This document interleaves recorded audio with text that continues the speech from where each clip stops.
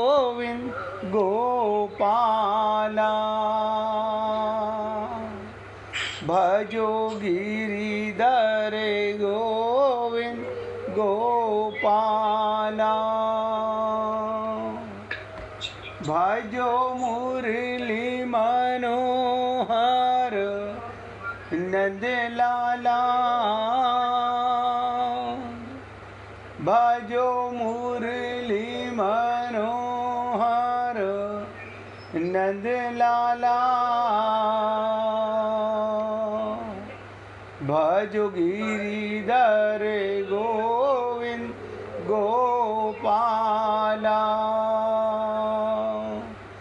भजो गिरिधर गोविंद गोपाला भजो मुरली मनोहर नंद लाला भजो मुरली मनोहर नंद लाला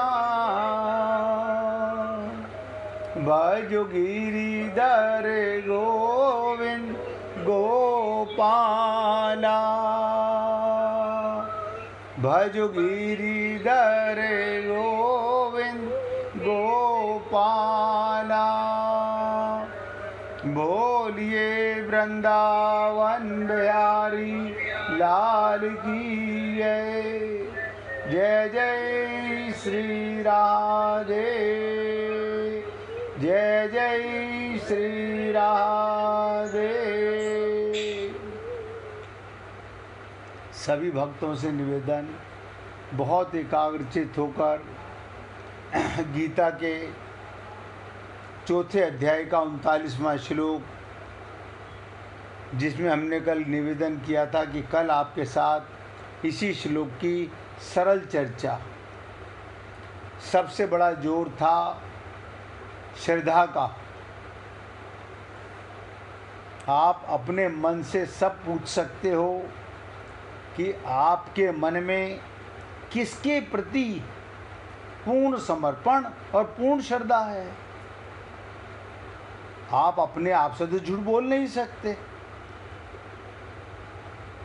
अगर आप अपने आप से झूठ बोल रहे हो तो फिर किसी से भी सच बोल ही नहीं सकते,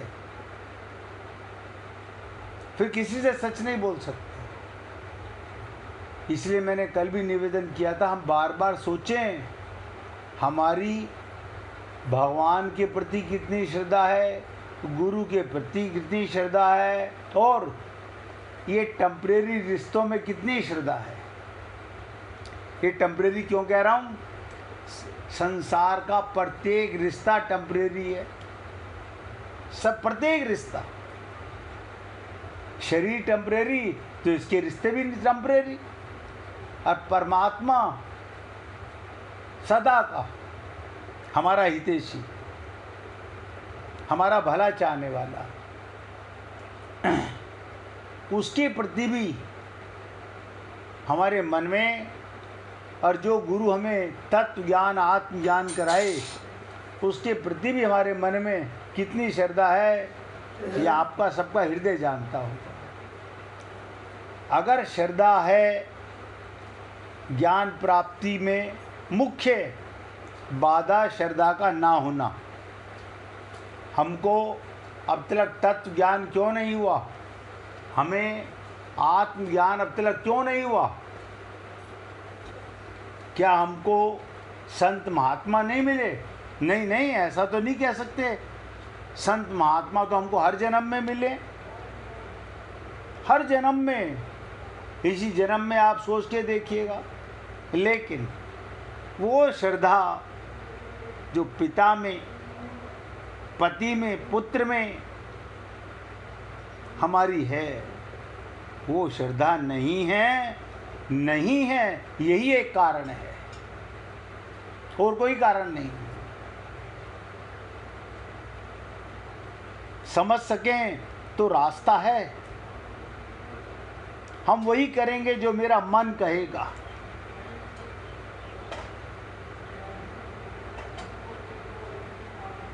तो हमने आपसे निवेदन किया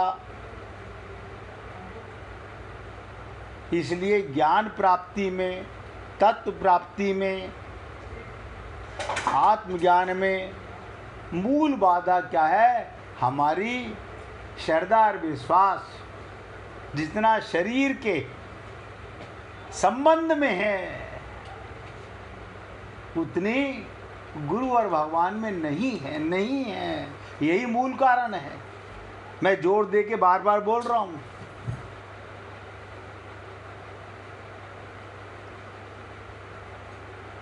ऐसा एक तत्व, ध्यान से सुनिएगा, ऐसा एक तत्व या बोध है जिसका अनुभव मेरे को हो सकता है और अभी हो सकता है। कल मैंने कहा था, ऐसा तत्व का बोध अनुभव मेरे को हो सकता है और अभी हो सकता है। यही वास्तव में श्रद्धा है। तत्व भी विद्यमान है, आत्मा कहीं गई नहीं है, परमात्मा कहीं मिल, ऐसा नहीं कि परमात्मा आजकल केदारनाथ में बिजी हैं, बद्रीनाथ में बिजी हैं, रामेश्वरम में बिजी हैं, या बैकुंठ लोक में बिजी हैं, या गोलोक में बिजी हैं, या साकेत लोक में बिजी हैं। बताइए, परमात्मा आपके हृदय में विराजमान है। तत्व भी विद्यमान और मैं भी विद्यमान। मैं माने आत्मा, आत्मा भी है और परमात्मा भी है, और तत्व का अनुभव करना भी चाहता हूं। तो फिर सोच के देखो, देरी किस बात की है? हम भटक रहे हैं पागलों की तरह, इधर से उधर, पता नहीं कहाँ क्या मिलने वाला है। अपनी बुद्धि में हम ये समझ ही नहीं सके। एक धारणा मन में धारो। ये व्यक्ति अपने मन का इतना गुलाम है, हम वही करेंगे जो मेरा मन कहेगा।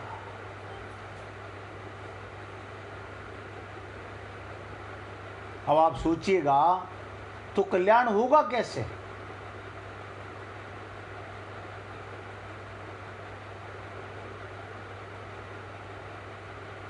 ये देह मिला भगवत प्राप्ति के लिए, इस देह में हरि मिलते हैं, गुरु ने बता दिया। अब हम गुरु की माने या ना माने? हमने क्या करा? नहीं गुरुजी आपने बता दिया ना, अभी हम कौन सा मरे जा रहे हैं, अभी पहले घर के काम कर लें, परिवार के काम कर लें। आपने बता तो दिया ना, हमने लिख के रख लिया है। बस जिस दिन अलार्म बजेगा मौत का, उस दिन ये तत्व ज्ञान कर लेंगे। ये हमारी खोपड़ी है।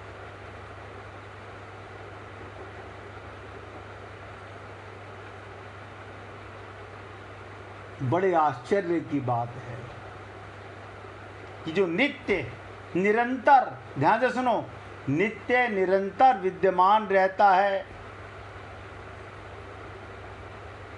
पूरी एकाग्रता के साथ, गहराई के साथ समझिएगा। मैंने कहा था कल इसी श्लोक को सरल करने का प्रयत्न करेंगे।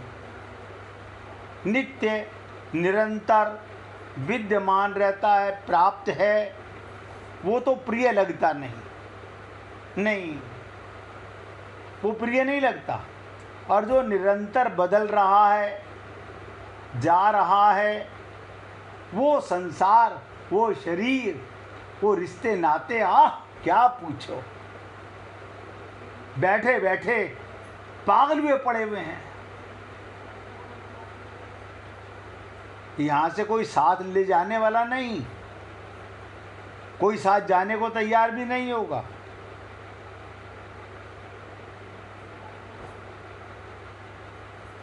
वो संसार प्रिय लग रहा है। केवल एक त्रुटि के कारण हमें तत्व ज्ञान नहीं है, और इसी के कारण हम डिसाइड नहीं कर पाए। हम हमेशा भगवान को कल पर टालते रहे। क्या जरूरी है आज ही करें? क्या जरूरी है आज ही करें? हम कल भी तो कर सकते हैं, कल कभी नहीं आती है। संत महात्मा कहते हैं संसार के कामों को कल पर टाल दो, कोई नुकसान नहीं होगा। भगवत प्राप्ति को कल पर मत टालो, तत्व ज्ञान को कल पर मत टालो। ये तो आप सब लोग जानते हैं कि कितनी आश्चर्य की बात है।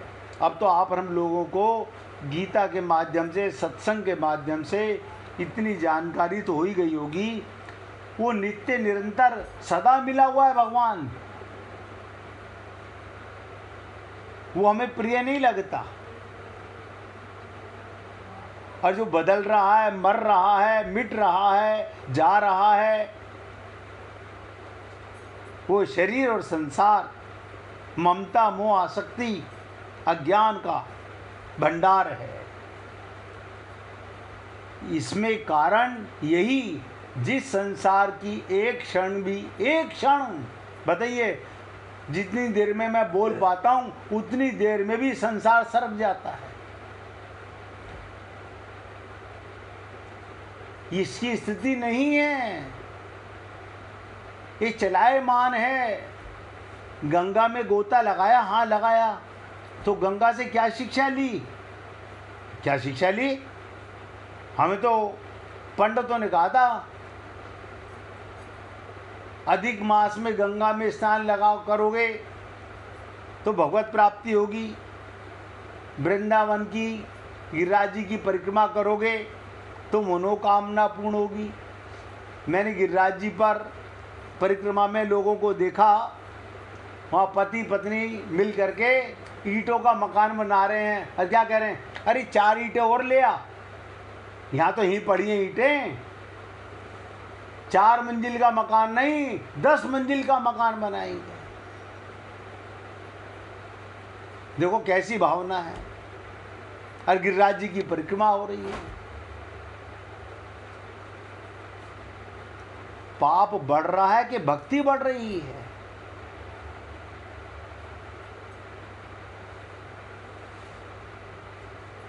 इसलिए कहा गया जिस संसार का एक क्षण भी स्थिति नहीं, गंगा हमें बता रही है कि देखो मेरे पास तुम्हारे लिए समय नहीं है, मैं रुकूंगी नहीं।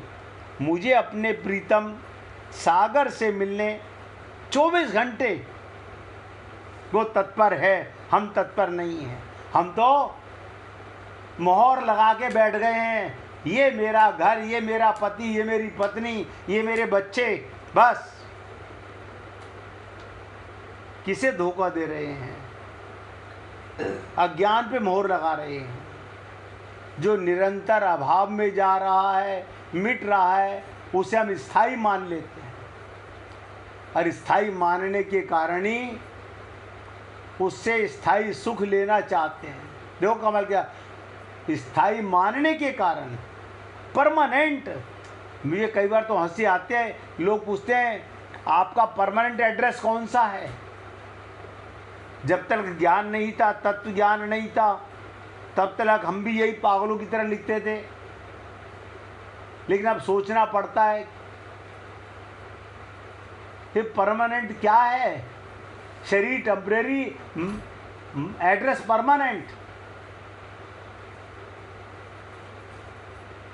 स्थायी मानने के कारण ही उससे स्थायी सुख लेना चाहते हैं, जो सर्वदा असंभव, इम्पॉसिबल।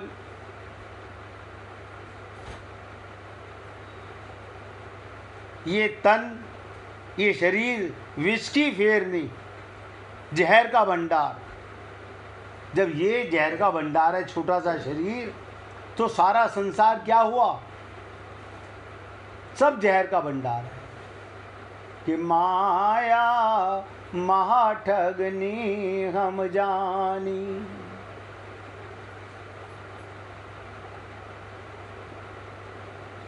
हे पुण्यात्माओं, सत्संग में आते हो, पूरा समय देते हो। मुझे नहीं पता, क्योंकि मैं तो सबकी वीडियो बंद करा देता हूँ। इससे ये मत समझना कि मुझे नज़र नहीं आ रहा।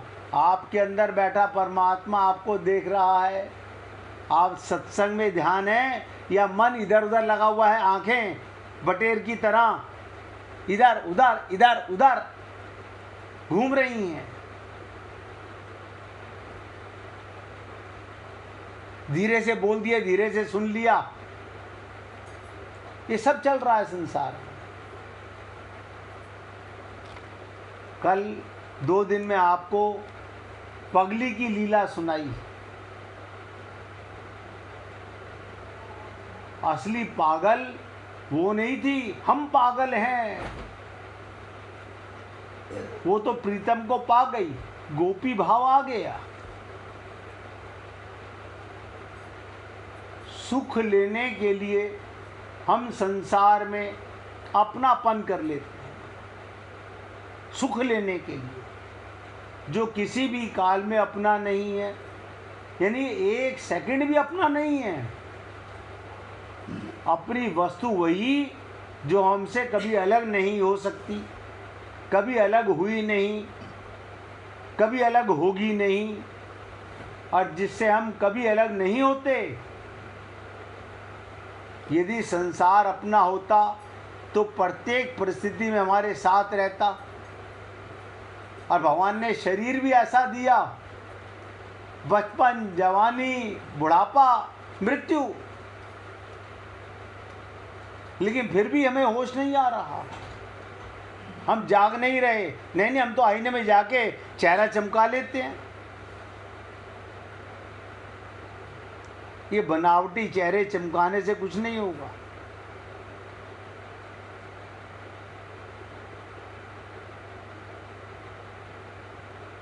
यदि संसार अपना होता तो प्रत्येक परिस्थिति हमारे साथ रहती।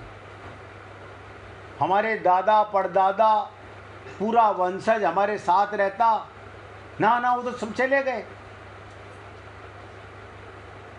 हम अपने को सोचते हम नहीं जाने वाले,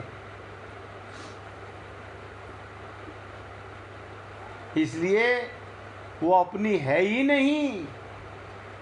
जिस अंतःकरण और इंद्रियों से हम संसार को देखते हैं, किससे देखते हैं? हृदय में भाव उठ रहा है, भाव उठ रहा है अंतःकरण में, और इंद्रियों से हम संसार को देखते हैं। उन्हें भी हम भूल से अपना मान लेते हैं, परंतु इन पर भी हमारा कोई अधिकार नहीं चलता। इसलिए रट लो इस बात को जो बताने जा रहा हूँ। अंतःकरण और इंद्रियों सहित सारा शरीर और संपूर्ण संसार प्रलय की ओर जा रहा है, आग में समाने को जा रहा है। उसकी स्थिति है ही नहीं।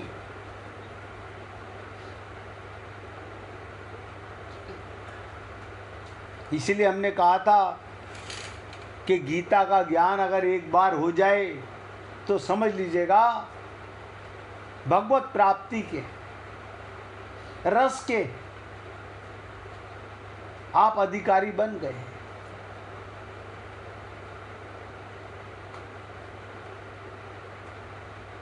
हम कहाँ पर बिजी हैं, किसके कारण हमारे पास समय नहीं है? भगवान का दिया हुआ समय है, हम इस समय को कहाँ लगा रहे हैं ये तो आप जानते होंगे।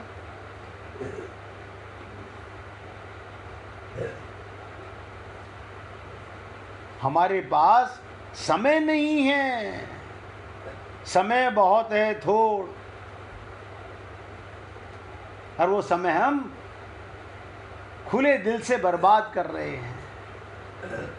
टाइम पास, लोग कहते हैं आजकल टाइम पास नहीं होता। परमात्मा अंदर बैठा टकटकी लगा के देखता रहता है कि शायद कभी इन्हें मेरा भी ध्यान आ जाए, हमें आता ही नहीं।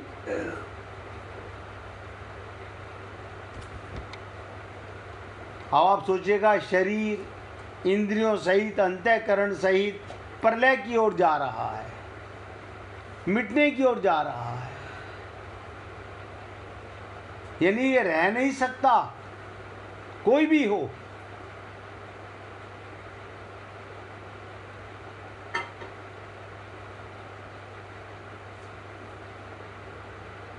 इसलिए हे पुण्य आत्माओं, भगवत प्राप्ति कभी कठिन नहीं थी, कठिन आज भी नहीं है। लेकिन कौन जागे, कौन भगवत प्राप्ति करना चाहता है? प्रश्न ये है।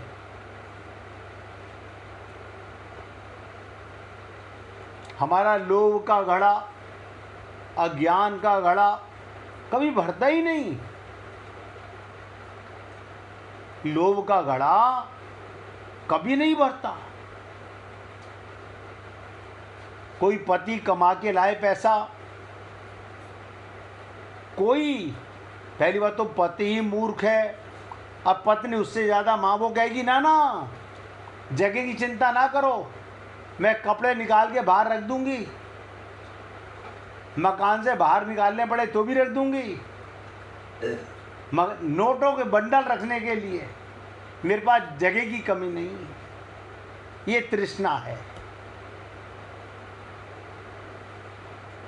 एक कथा सुन लीजिए, शायद कुछ समझ आ जाए। एक गांव में एक नाई अपनी पत्नी और बच्चों के साथ रहता था। नाई गांव में अपनी पत्नी और बच्चों के साथ रहता था। नाई ईमानदार था, अपनी कमाई से संतुष्ट था, उसे किसी तरह का लालच नहीं था। नाई की पत्नी भी अपने पति की कमाई हुई आय से बड़ी कुशलता में अपनी गृहस्थी चलाती थी। कुल मिलाकर उनका जीवन बड़े आराम से, हंसी खुशी से गुजर रहा था।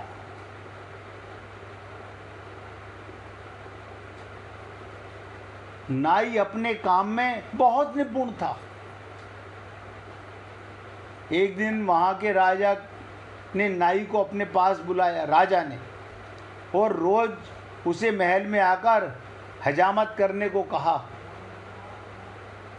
नाई ने भी बड़ी प्रसन्नता से राजा का प्रस्ताव माना।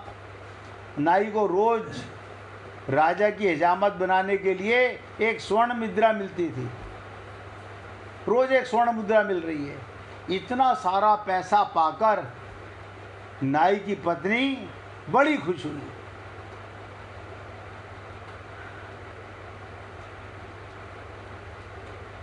अब उसका जीवन बड़े आराम से कटने लगा।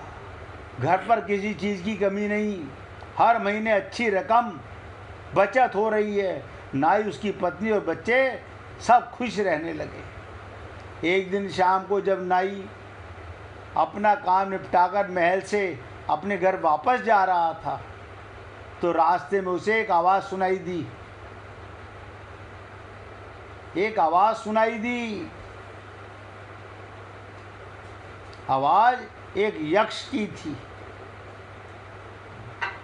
यक्ष ने नाई से कहा, मैंने तुम्हारी ईमानदारी के बड़े चर्चे सुने, मैं तुम्हारी ईमानदारी से बहुत खुश हूँ और तुम्हें सोनों की मुद्राओं से भरे 7 घड़े देना चाहता हूँ।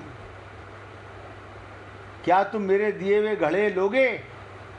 नाई पहले तो थोड़ा डरा, पर दूसरे ही पल उसके मन में लालच आ गया और उसने यक्ष के दिए हुए घड़े लेने का निश्चय कर लिया। नाई का उत्तर सुनकर उस आवाज़ ने फिर नाई से कहा, ठीक है, 7 घोड़े तुम्हारे घर पहुंच जाएंगे। नाई जब उस दिन घर पहुंचा, वाकई उसके कमरे में 7 मटके रखे हुए थे। नाई ने तुरंत अपनी पत्नी को सारी बातें बताई और दोनों ने घड़े खोलकर देखा। उसने देखा कि 6 घड़े तो पूरे भरे हुए थे, पर 7वां घड़ा आधा खाली था।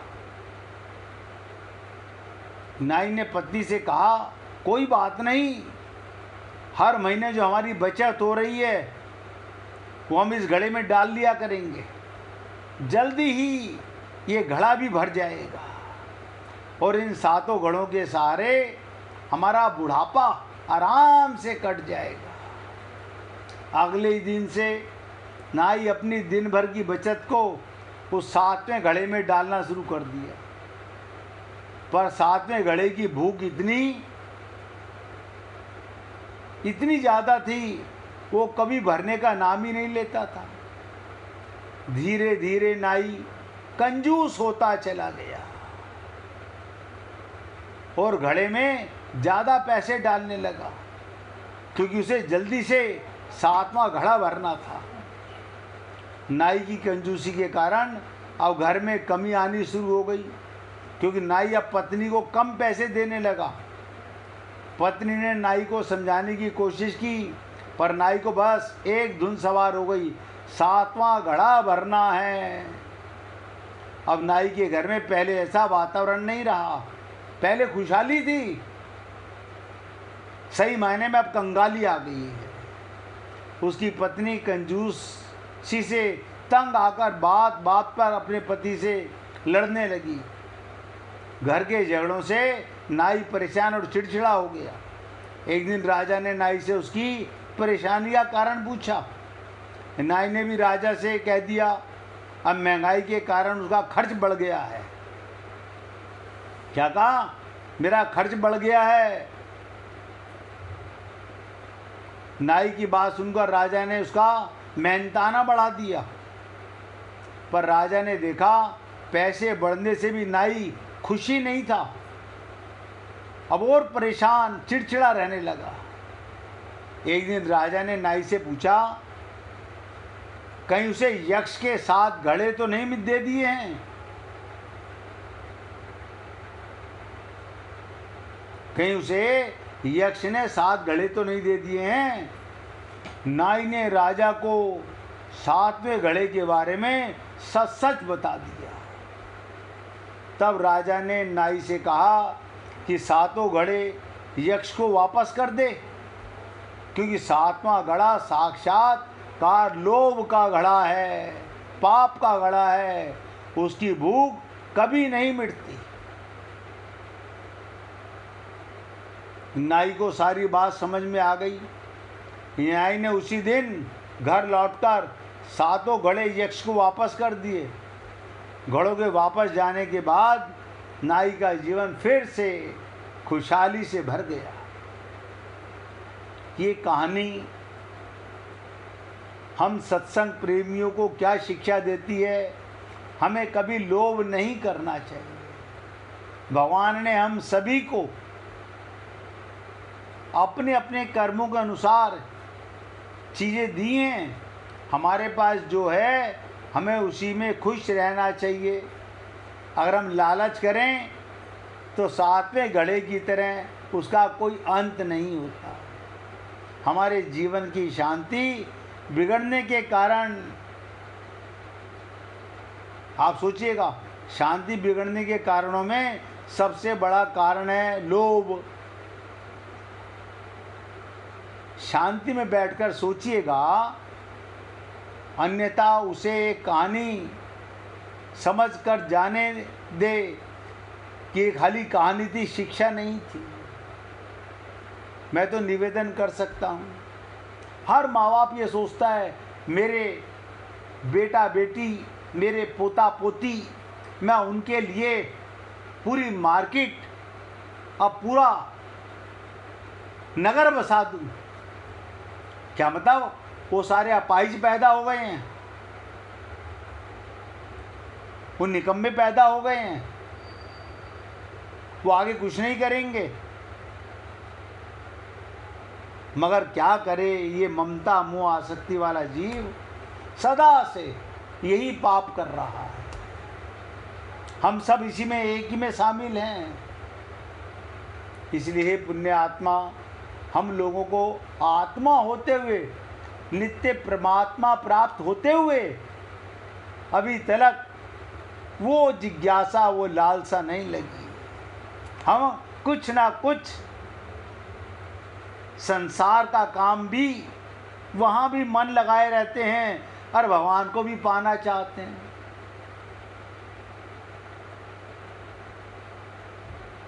दो चीज़ें एक साथ कभी नहीं मिलेंगी, या तो माया मिलेगी या भगवान मिलेंगे। अन्यथा पुनरपि जननम पुनरपि मरणम, संसार में आना जाना लगा रहेगा, नतीजा ठन ठन गोपाल होगा। 1 मिनट भगवान का कीर्तन करो, फिर आगे चर्चा करेंगे। हरि बोल हरि बोल, हरि हरि बोल, हरि